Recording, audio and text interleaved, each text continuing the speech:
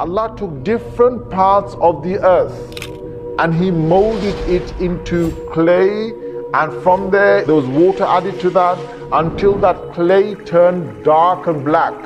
And then that clay, Allah fashioned it into the form of the human being. And now when the clay is becoming dry, it's taking a different color. And the color that it takes eventually is the color of wheat. And that's why Adam A.S. got his name from, because Adam is from Udum, which is wheat, and his color was the color of wheat, right? Light brown kind of color. So he took from the white rocks, he took from the black rocks, he took from the brown soil, he took from the red, he took all these different colors, all right, from the yellow sort of sandy type of ground material that you get. Allah took all of that. This is all these different parts that Allah took. Why? There's a reason.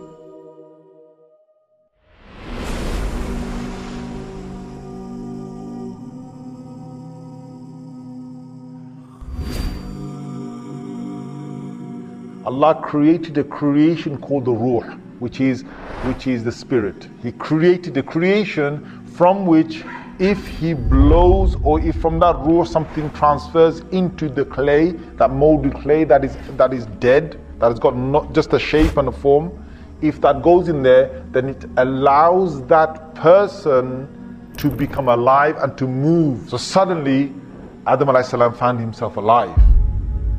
Now you can imagine what's happened to Iblis. Is getting even more, the jealousy and all that is really kicking in, right? And so he's there, standing, watching, observing, and thinking, okay, what's going to come next? Now what happens next is, Allama Adam al-asma'a kullaha. Allah then taught Adam A.S. the names, or all the names. Now what does it mean by all the names?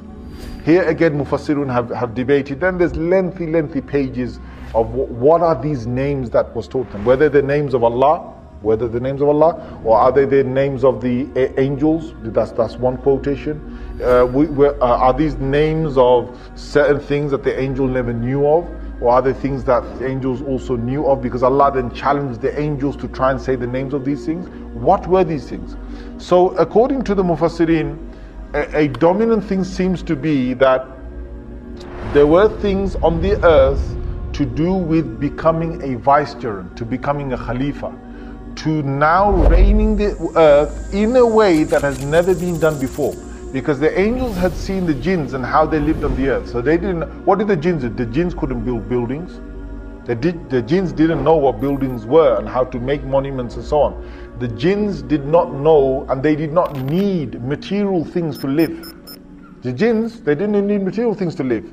So taking a seed, putting a seed into the ground, and then the seed sort of growing and then cultivating it, and then the tree grows, and then taking that tree, cutting it up, making planks of wood, then from that plank of wood to make something with 4 legs, that's a table, to make something else that's 4 legs and that's a chair, and to sit on it at a table, that is something jinns never knew.